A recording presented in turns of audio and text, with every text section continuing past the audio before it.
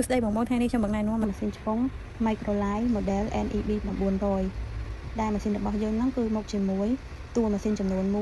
1មានក្រណាត់សម្រាប់ទុកដាក់ម៉ាស៊ីនចំនួន1មានដុយសម្រាប់សាកថ្មមានម៉ាស់សម្រាប់ឆ្ពង់តាមមាត់និងម៉ាស់សម្រាប់ឆ្ពង់តាមច្រមុះម៉ាស់តូចសម្រាប់កូនក្មេងនិងម៉ាស់ធំសម្រាប់មនុស្សធំហើយមានសៀវភៅណែនាំបន្ថែមអំពីរបៀបប្រើប្រាស់ម៉ាស៊ីននេះផងដែរហើយម៉ាស៊ីនរបស់យើងហ្នឹងគឺប្រើប្រាស់ដោយសាកថ្ម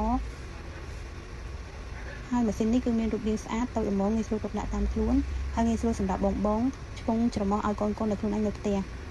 ហើយប៊ូតុងកណ្ដាលនេះគឺជាប៊ូតុងសម្រាប់បិទនិងបើកហើយប៊ូតុងនេះគឺជាប៊ូតុងសម្រាប់ដោះក្បាលម៉ាស៊ីនយកទៅលាងសម្អាត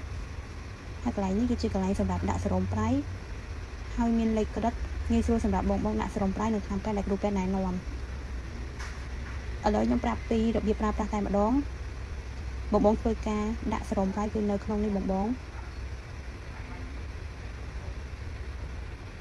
ហើយធ្វើការបិទគម្របខ្ញុំសូមជ្រើសរើសយកម៉ាស់សម្រាប់ឆ្ពង់តាមមាត់ហើយធ្វើការដំណើរការម៉ាស៊ីនហើយចំពោះភ្លើងពណ៌បៃតងនេះគឺសម្រាប់កម្លាំងល្មមហើយភ្លើងពណ៌ខៀវនេះគឺសម្រាប់កម្លាំងខ្លាំងហើយនៅពេលដែលបងប្រើប្រាស់រួចបងធ្វើការដោះម៉ាស់និងក្បាលម៉ាស៊ីននេះយកទៅលាងសម្អាតចាអរគុណបង